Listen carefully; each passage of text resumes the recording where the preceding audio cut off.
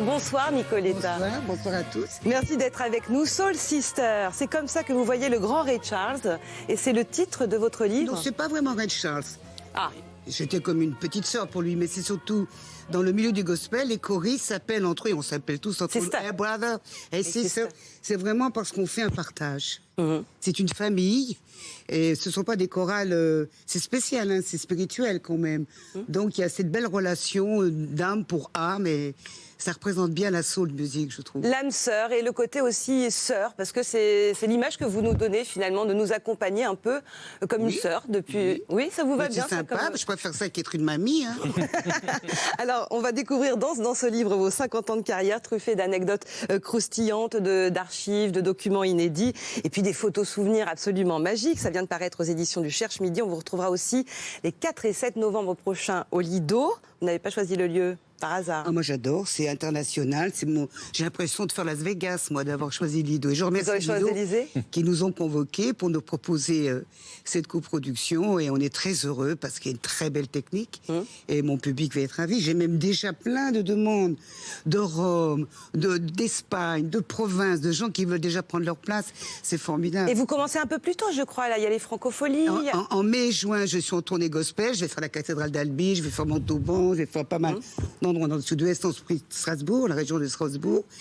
Ça fait 25 ans hein, que je fais tous ces jolis lieux, les églises et les abyssales et les cathédrales, avec 4 ou 5 choristes et un pianiste seulement. C'est très acoustique, les églises le méritent. Et c'est moitié français, moitié américain. Et je serai au bonheur, aux francopholies, le 12 juillet prochain. Ce n'est pas annulé. Merci. Comment vous construisez votre tour de chant et comment vous faites votre entrée? Comment vous avez des rituels, J'essaie toujours des d'entrer sur habitudes? scène avec une chanson un peu joyeuse quand même, parce que c'est sympa d'être toujours là et d'être accueilli par son public. Alors ça peut être Ma vie c'est un manège, qui est une blouette rigolote, et puis qui me correspond bien. Ça peut être À quoi sert de vivre libre, mais une petite chose quand même qui donne un petit air de fête. Sauf par exemple en gospel, je rentre avec un concerto, qui s'appelle Liberté mon amour. C'est curieux parce que quand vous dites je rentre avec une bluette, quoi que vous chantiez avec votre timbre de voix, ça donne un côté soit décalé, soit une gravité. Ou une profondeur. On peut pas imaginer, même vous chanteriez le bottin, qu'on se dirait il y a quelque chose d'un peu grave quoi dans cette affaire. Non mais c'est votre timbre de voix, c'est un don puisque vous êtes spirituel, c'est un don du ciel. Je pense que ça vient de mes origines latines. J'ai eu des grands-pères et des arrière-grands-pères italiens, les 2 souches. Donc, je pense que tous les peintres italiens et maçons italiens chantent très bien. Oui, mais ce don, vous le travaillez quand même. Oh, ben évidemment. Moi, j'ai commencé à chanter à l'âge de 8 ans dans une chorale, la chorale de mon village au Savoyard, à côté du Léman. Et on était très croyants. Je suis née à la fin de la guerre. Et les enfants allaient à la messe tous les dimanches, habillés très jolis. Et moi, dès 8 ans, on m'a mis à la chorale paroissiale. C'est votre grand-mère qui... Ouais. Et là, qui- j'ai appris vraiment à ce qu'était la musique et partager tout ça avec des Et vous gens êtes du resté- village. Alors, attendez, je voudrais qu'on voit quand même une image que vous montrez dans l'album sur votre grand-mère qui est votre héroïne. C'est ainsi que vous la C'était ma décrivez. tutrice, c'était elle qui m'a élevée, elle est ouvrière d'usine, Ouais. fille de fermier, elle avait encore des terres, ce qui fait qu'elle a caché Django Reinhardt pendant 1 an à côté de Thonon-les-Bains, et que c'est une femme héroïque, quoi. C'est une femme... Quand je lui ai dit, mais pourquoi tu as caché Django, mais tu m'as pas dit? Elle m'a répondu, mais écoute, moi, je pars travailler, je les vois dans le froid, sous le pont, il y avait plein de courants d'air, je les ai mis sous mes pommiers, ils étaient beaucoup plus protégés. C'est à elle que vous devez cet optimisme, ce sourire, cette... Ma force, parce votre qu'elle force. était une femme très puissamment organisée dans sa tête. Elle a perdu quand même 2 fils tués par les Allemands, un d'un éclat d'obus au Vercors à 19 ans et l'autre par un milicien, avec la nièce de Django, parce qu'évidemment, c'était pas normal d'abriter un forain, vous savez. Et à son enterrement, j'étais tellement fière dans l'église de mon village, elle était pleine à craquer. Mon héroïne, il y avait 2 porte-drapeaux de la résistance. Vous pouvez pas savoir la fierté que j'ai eue. Parce que... Et c'est mon modèle, c'est mon ministre, c'est tout le monde. Quand je parlais au-delà, hein, c'est à elle que je m'adresse. Je dis quelque chose parce que j'ai besoin d'appui, là j'ai besoin de soutien. Et puis voilà, parce que j'ai dit que le bon Dieu est très occupé, hein, non, faut pas le déranger. Alors je passe par la mamie et ma maman aussi que j'aimais beaucoup, qui est morte il y a très longtemps. Oui. Non, Et dont voilà. vous parlez aussi, hein, dans le livre, vous parlez de sa déficience mentale. En tout cas, c'était... Ma mère elle avait du mal, elle savait ni lire ni écrire. Et elle avait du mal à être une jeune fille ou une femme. C'est resté un corps de jeune fille avec un mental de petite fille, quoi, de 7-8 ans. Elle était ce qu'on appelait une débile à l'époque, la débilité mentale. Ce qui est d'une violence inouïe parce que vous la définissez avec une incroyable tendresse. Mais vous savez, quand j'ai commencé à grandir, j'ai commencé à savoir lire, écrire, tout ça. En plus, moi, c'était pas normal, j'étais la première de la classe. Donc, il y avait un souci quand même. Bon, j'ai essayé d'être son professeur. Je me prenais tata, titi, toto, tutu, comme on faisait à l'époque. Ouais. Et j'avais un rituel avec elle, par exemple, je le raconte dans le livre. Et elle me suivait, elle m'écoutait. Je lui faisais des lettres de bons vœux pour ses tantes, ses oncles, ses cousins germains. Elle les recopiait. Et tant qu'elle ne l'avait pas bien fait, je le faisais recommencer. Et on y arrivait. Mais je me suis dit, à l'époque, on mettait les enfants comme ça au fond de la classe. Il n'y avait pas les patiences comment dirais-je, les gens qui s'occupent des... Oui, des accompagnants. Oui. Il y a quand même des gens qui s'en occupent, on se rend compte. Et puis il y a des centres spécialisés maintenant, ce qui n'existait pas entre les deux guerres. Voilà, et j'ai un souvenir de ma maman comme si c'était un ange, parce qu'elle était... Vous savez, ces gens-là, ils n'ont aucun sens de la manipulation. La méchanceté, ils ne savent pas ce que c'est. Ce sont des purs, dans le vrai sens du terme. Et... j'adorais ma maman. Et la pureté, vous la trouvez dans les églises, toute petite, et puis vous continuez à... Ben c'est toi, ça rien. Un jour, je me suis dit, c'est bien joli, mais vous savez, dans une carrière, un jour, on te laisse sur le chemin. Tu es trop entendu, trop vu. Je parle des médias, de la machine industrielle. Monsieur Barclay a eu la bonne idée de vendre sa compagnie, et nous nous sommes retrouvés dans une grosse multinationale, hein, j'insiste. Et j'avais encore 2 ans de contrat, mais on nous a mis un petit peu de côté, parce que le temps de réinjecter tous les artistes de cette compagnie dans la mouvance de cette grande maison multinationale, il fallait attendre son tour. Mais mon tour est arrivé que j'ai pas eu rien du tout et que le contrat était terminé. Donc je me dis, mais qu'est-ce que je vais faire? Et comme j'adore le gospel, et comme j'adore la musique américaine, c'était très inspirant pour moi, cette musique. Je me suis dit, allez, je vais appeler ma copine noire américaine que je connais, qui est choriste. Je lui ai demandé si elle connaît un atelier gospel dans Paris. Mais bien sûr, ma chérie, elle m'a mis dans les mains d'un atelier gospel. J'ai travaillé beaucoup, parce que ce n'est pas ma culture. Et je n'en ai pas la science infuse, il a fallu que je travaille. Je l'ai fait, et j'ai décidé de le faire dans des bons lieux, c'est-à-dire nos églises, nos cathédrales. Et ça a été formidable, parce que chanter dans ces lieux-là, tu retournes à l'état d'enfant.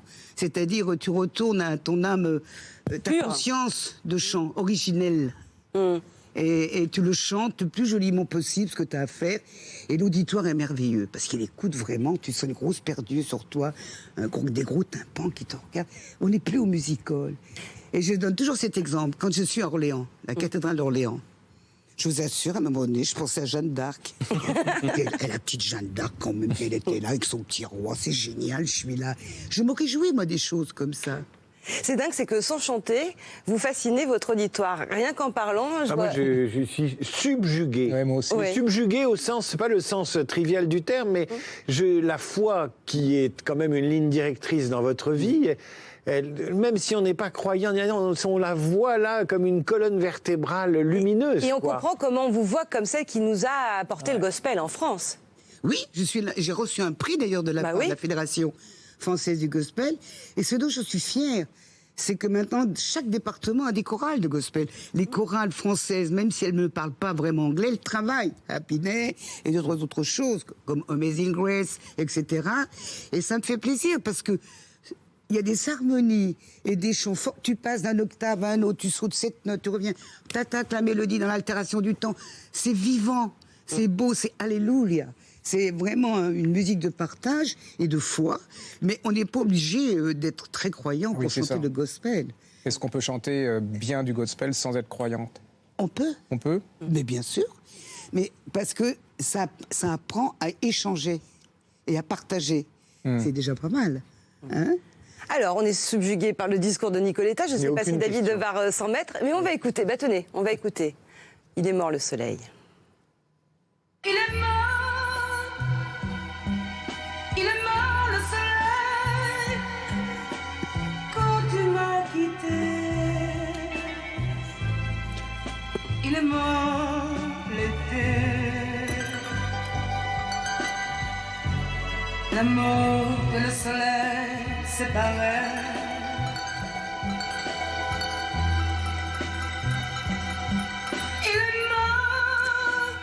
Bon, c'est la chanson qui émet les frissons. On était en 67, peu de temps après, vous rencontrez Ray Charles qui dit, bah, ma foi, je voudrais bien faire la même chanson. Moi, j'ai dit curieux, j'ai fait des rencontres dans ma vie très bizarres. Un exemple, le prêtre qui m'a appris à chanter, qui était le chef musical pour faire les messes du dimanche chantées, il s'appelait Monsieur Molinier. Qui est le nom de votre compagnon depuis 30 ans qui s'appelle Molinier. Le père de mon fils, que j'ai épousé à Genève, c'est un voisin, moi je suis frontalière, s'appelle Chapuis. Mon prof de dessin à l'école des textiles à Lyon où j'apprenais à dessiner, des façonner et des imprimer, s'appelait Chapuis. Seriez-vous du genre à avoir des coïncidences? Ray Charles, Alors, Ray Charles, oui. un de mes artistes préférés, j'en ai dépensé des pièces d'1 franc au jukebox de la plage, si vous saviez, à tenons les mains, ça y allait, toute la journée. Petit godoum, when I said, allons-y. Je tombe sur lui à Montréal, nous avons les mêmes agents artistiques qui s'occupaient d'artistes étrangers. Et à un moment donné, je suis allé écouter Ray Charles, j'ai jamais vu sur scène. C'était mon premier album, il y avait Les Morts le Soleil, qui couvre, ce n'est pas terrible en France parce qu'on n'aimait pas le titre. Le titre plombait un peu l'ambiance pour les programmateurs. On ne pouvait pas la mettre le matin, ils disaient. Ouais. Voilà. Et donc, on trouvait que c'était trop standard, trop classique, surtout après le succès de la musique. Oui, qui était vraiment... ouais. Donc, Ray Charles nous invite à dîner au quartier chinois, puisqu'il était très ami avec M. Barclay. Et Eddie Barclay, tu disais son nom, c'est un sésame. Il était connu dans le monde entier, à Rio, à Tokyo. Tu disais Barclay, t'étais bien vu, quoi. Il nous emmène et il me demande mon téléphone, mon adresse. J'avais été très émue, il avait sorti son carnet de braille. C'est la première fois que j'avais quelqu'un qui inscrivait quelque chose avec un crochet. Et puis il me prend la main, regarde ton ici, où il m'expliquait où était mon nom. C'est des beaux moments. Ouais. Puis il me dit, give me your long play, il me demande mon disque. Moi, je lui le donne. 3 semaines plus tard, coup de téléphone dans la nuit, donc j'explique dans le livre. Et il me dit, il y a une chanson qui me plaît beaucoup. Et il farfouille et j'entends Les Morts le Soleil. Il me dit, mais qu'est-ce que vous racontez dans la chanson? Oh, j'étais mal. Hein. J'ai dit, mon Dieu, le non-voyant, qu'est-ce que je vais lui dire? Il est mort le soleil, peut-être qu'il va être choqué. Et je me suis sentie tout d'un coup comme une ambassadrice de la chanson. Vous voyez? Tout ça en anglais avec Oui. Ray Charles. Et alors, attendez, Oui. parce qu'on va... Et il m'a dit, je vais la faire en anglais. Et écoutez ce que ça donne. Et il l'a fait. Il a fait Ray Charles.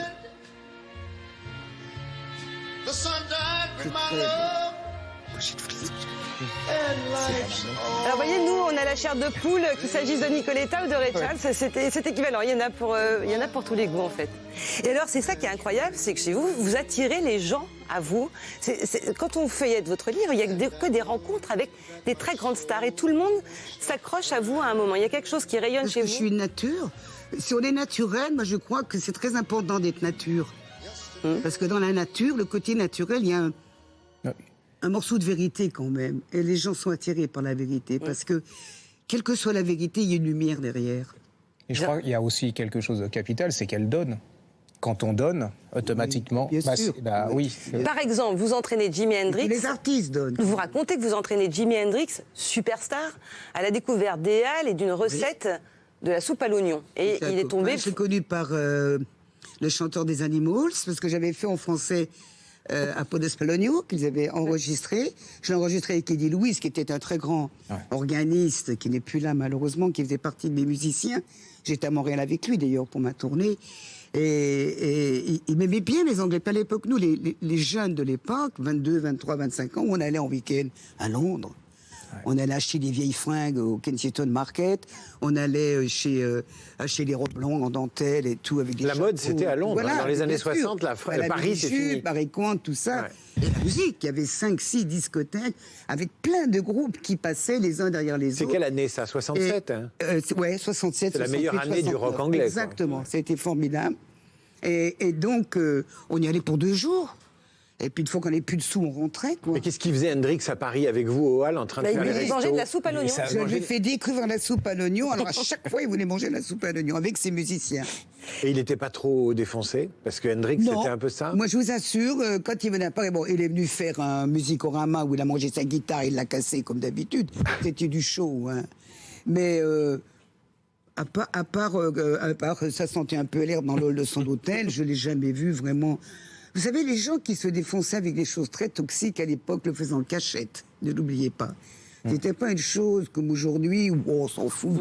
C'est bien, c'est la mode.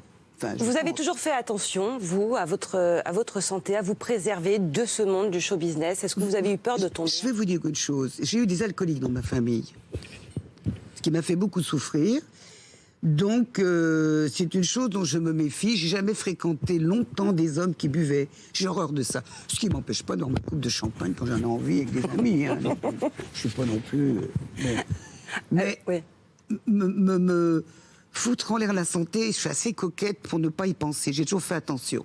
J'ai toujours su évacuer un petit peu des gens malsains autour de moi. Ouais. Et j'en ai vu. Ça, c'est votre côté positif. Gérard parlait de votre générosité. Ça vous vaut plein de duos avec Joey Starr, par exemple, qui était un duo inattendu, mais il rêvait de chanter avec vous.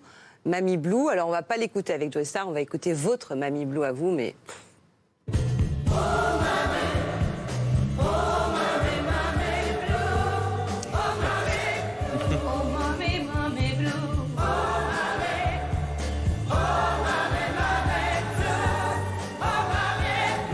David, retrouvez la parole un peu, là, je vous sens... Mais non, mais déjà, je profite, donc j'écoute. Mais oui. Et voilà. Mais ce qui est incroyable, c'est que je me refais régulièrement le répertoire de Nicoletta. Il y a d'autres titres comme Broadway qui sont des titres de légende. Mais ce qui est incroyable, c'est que l'orchestration, comme c'était de la bonne musique à l'époque et c'était du bon blues, par rapport à tous les gens, à beaucoup de chanteurs de variété de cette époque-là, y compris Johnny qui s'est démodé parce qu'il a trop suivi les modes, Nicoletta, ça bouge pas comme une Harley Davidson, quoi. Vous reprenez 30 ans, 40 ans après, c'est bon, il y a des très bons instruments, le blues est là, c'est porté dans les graves. Dans les graves, Nicoletta, c'est Sarah Vaughan, c'est les meilleures chanteuses de jazz américaines. De la musique. Il y a les bases, il y a tout, c'est incroyable. Excusez-moi, j'ai eu un directeur artistique exceptionnel. Il s'appelait Monsieur Léo Missire. C'est lui qui a signé... comment il s'appelle, mon Dieu? Je ne suis pas un héros.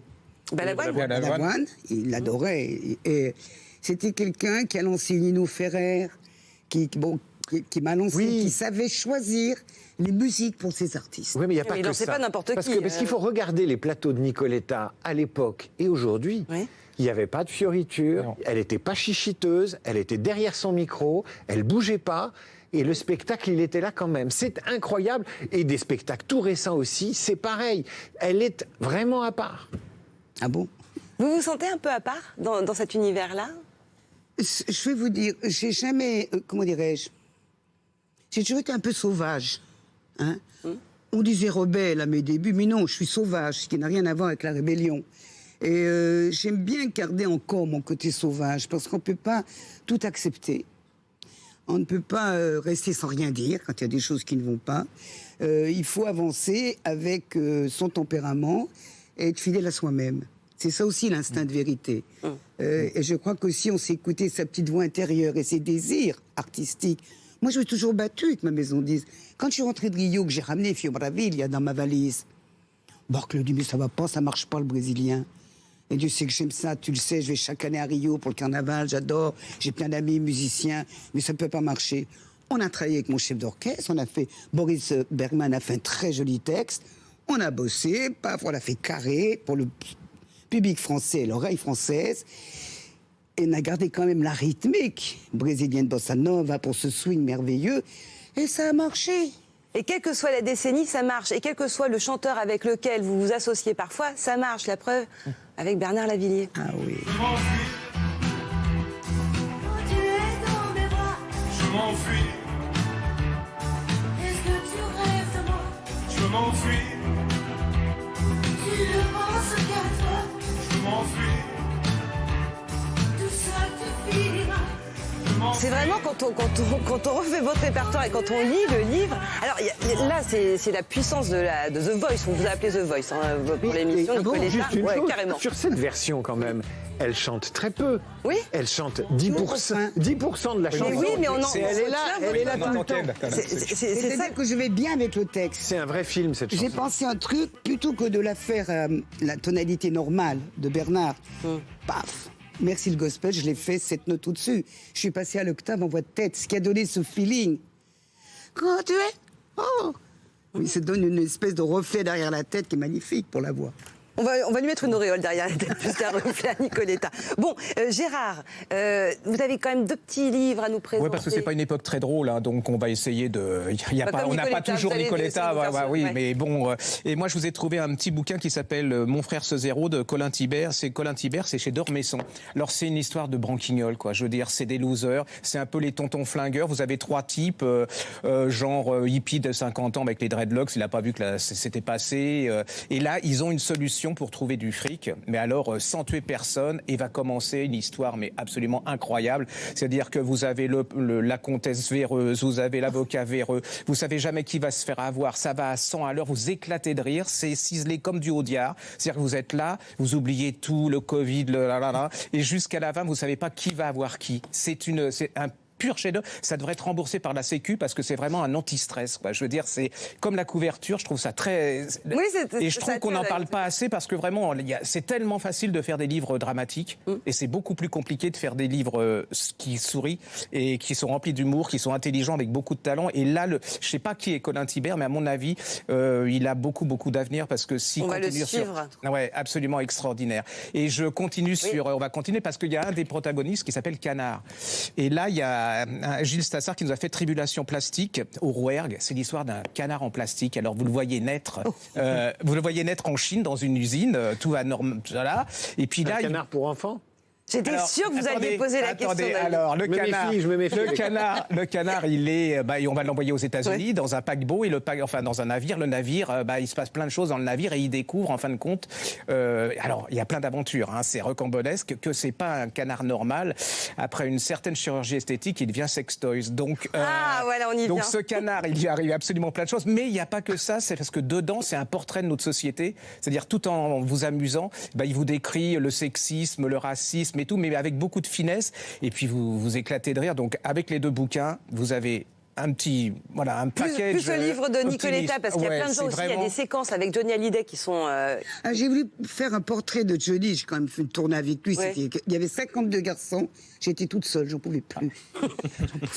Je passais d'Adamo à Johnny quand même, hein, en première partie. C'était un changement intégral. Je ne connaissais encore pas beaucoup Johnny, et j'ai découvert un copain. Et vous avez fait les 400 coups. Faisant des facéties toute la journée, pensant qu'à s'amuser, négligeant sa santé, il se couchait jamais, je sais pas comment il faisait. Moi, il te frappe à ma porte, t'es pas rock'n'roll, viens au buffet de la gare. Il me prenait pour des garçons, je leur ai dit, comment vous me traitez? Ils m'ont dit, mais t'es un pote, Nicole. J'ai dit, mais non, je suis pas un pote. J'ai fait venir ma coiffeuse, j'ai dit, viens, j'en peux plus.